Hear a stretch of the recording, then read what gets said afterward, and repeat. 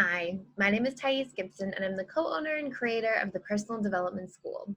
This is your daily breakthrough video, and in this video, I'm going to talk about what your ex is feeling during no contact, but I'm going to specifically go into the fearful avoidant attachment style in depth. So in this video, we're basically going to talk about some of the patterns the fearful avoidant feels during no contact, and we are assuming that the fearful avoidant is the partner that broke up with you and sort of how they're coping. And I'm also going to touch a little bit on what often leads to the fearful avoidant breaking up with a partner. And it's not always quite what we think. So stay tuned for that. Before I dive into it, I just want to let you guys know I'm here to support you during the COVID-19 sort of challenges that are going on right now. We are offering scholarships to people who are struggling. We are also offering 25% off all bundles right now for 3-month, 6-month, 12-month memberships and single course purchases. So you can look in this description below. We have with you, all one word, and this will discount your membership. And we're also offering a money back guarantee. So if you dive in and then something happens a month from now where like you're struggling financially or anything takes place, we're going to support you in that process. So stay tuned for that. We've got a lot of like really amazing community members coming in and entering, and this is a great time for you to be able to work on the relationship to yourself and work on your growth so that you emerge from this process stronger because of everything that happened, and so that you can take something away from this instead of it just being pain and challenge. You know, it's a great time when we're triggered to be able to work through our pain and challenges that we're facing. So I'm going to dive into the content for now. First and foremost, as you're going through this process of hearing about what the ex is feeling during no contact and you know how long no contact should sort of apply if your if your ex is a fearful avoidant, I want to keep in mind that this is here for you to have closure and understanding. Okay, this is also here for you if the relationship does work out, if this is meant to work between you and an ex, because sometimes I do see relationships break up and then one partner does hold their ground and go no contact, and then the other partner really does feel remorseful or regretful, and then they can come back and they can sort of set a new foundation for the relationship. I wouldn't say this is always the case, but I would say that this does happen. And what I want to be really clear about is that you, if you're the partner experiencing this, you hold space for yourself during this process. So if you go no contact and somebody returns, you can't return on the same terms. You have to return with your boundaries, with your requirements. Like if you go no contact and the fearful avoidant ex says, oh, I missed you and I want to, you know, see you and maybe get back together, you have to say, okay, you know, I would be maybe open to that, but these are the requirements for how we have to change things so that things can be healthier this time around. So I really want to be clear, if you're diving into this and this is like something that you're working on or practicing, don't do this just, you know, to kill the sting and get back in the relationship immediately. We have to grow through and take things away from these times. So for any of you who are searching this video and are like, oh, what's fearful avoidant attachment style, and you're new to this content, please check out the other attachment style videos on this channel, because literally nothing impacts us more than our attachment style in relationships. I would say that's the single most impactful sort of overarching theme in relationships that creates make or break dynamics, or why people are successful in their relationships or why they struggle repetitively. So dive into that because it's really useful content. So first and foremost, fearful avoidance generally start to feel the breakup and feel the no contact about 3 to 4 weeks after it's happened. So the 30-day no contact rule that a lot of people sort of refer to, this is one that can apply well to the fearful avoidance. I would say it applies less to anxious preoccupied, way less to dismissive avoidance, because you can really miss the mark on that one. And with secure, it actually applies a little bit less as well. So it's usually around the 3 to 4 week mark that the fearful avoidant starts letting their feelings in. Now they'll feel small, like twinges of missing and regretting and wondering and being curious about, was it the right thing to break up? Because everybody goes through that when they break up with somebody else. We all experience the pain of detaching, especially when we've been in longer term relationships over time. So what usually happens for the first 3 weeks for the fearful avoidant, and of course, this is like a pattern. This is also a differing pattern for fearful avoidance. If you're leaning anxious, it's going to be right around the 3-week mark that they start feeling their feelings. If you're leaning avoidant, it's going to be closer to the 5-6 week mark when they start to feel their feelings. And it can go all the way up to about 2 months, 3 months before they actually start turning a corner and moving on.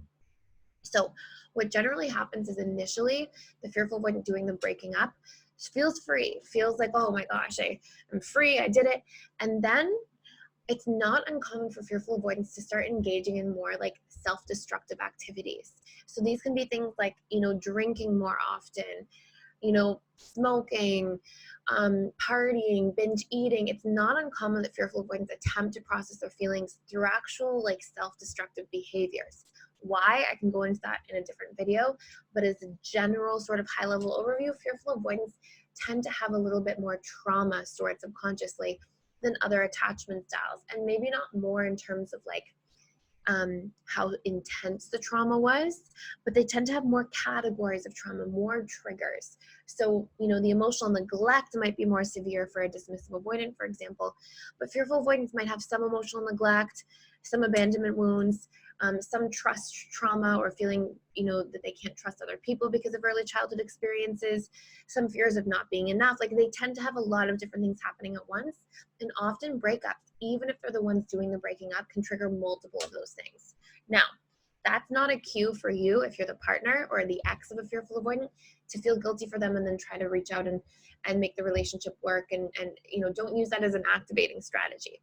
So we'll go into that a little bit more at the end.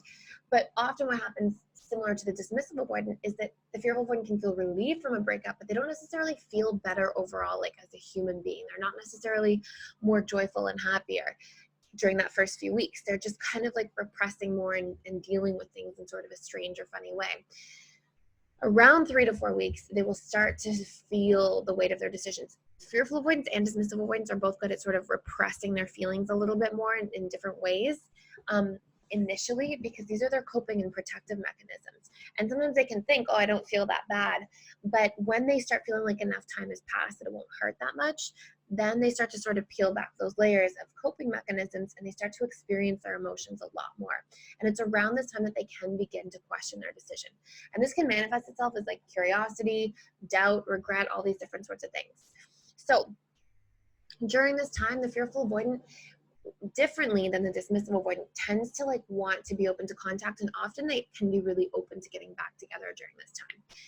Fearful avoidance also, more than any other attachment style, make very emotionally based decisions. Like research has proven that we all make emotionally based decisions. Neuroscience has discovered this at the tipping point of our decisions. But I would say fearful avoidance, more than other attachment styles, it's like the whole process feels emotionally fueled. And this is why they can often be quick to swing from side to side. Like they can, even during, I won't go into this right now, maybe I'll do a different video about this, but even during like the coronavirus time, the COVID-19 time, they'll often be like, I have to do this, I have to do this, I should do, and they'll kind of like have these opposing views about things, and they can kind of jump all over the place because a lot of their decisions are made based on like their emotional state more so than just being like emotionally based decisions at the very tipping point, but that are sort of like gathered around logic first. Now this is specifically when the fearful avoidance is triggered. So the same thing kind of applies to like the breakup and the relationship process, which is that fearful avoidance can sort of go, oh, I want this thing, I want that thing, and they can sort of swing back and forth quite often. And what this does is this can put the ex who's doing no contact in kind of a compromising position. So maybe you're doing no contact, and right around 30 days, the fearful avoidant reaches out to you, and then maybe you respond because it's been about 30 days, and you sort of, they open the dynamic and they say, I miss you, let's meet, let's talk. And maybe they're sort of pushing towards rekindling the relationship dynamic. What you have to do as a human being is be really clear about what your boundaries are. Like, what are your non-negotiables? If somebody's going to move in that direction, what's okay for you and what's not okay for you? And the more you can strongly communicate that, the less the fearful avoidant is going to swing all over the place.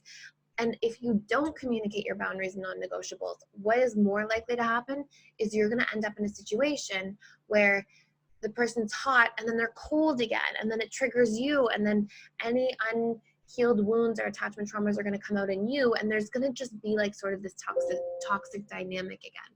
So it's really important you show up for yourself and your boundaries during this time.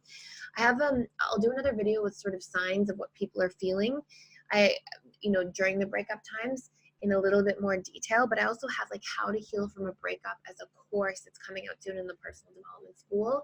So stay tuned for that as well. But make sure that during the time of being no contact, the fastest way you're going to heal is you're going to focus on you, your healing, your self-love, your self-caring. You're going to intentionally try to meet needs for yourself that your ex was meeting, and you're going to stay focused on how to better yourself during this time. And the more you do that, the more efficiently you'll move through a breakup, and the better you're going to be at showing up for your boundaries when there is a breakup that takes place. So thank you so much for watching, and please like, share, and subscribe to this video and to this channel, and I will see you in the next video.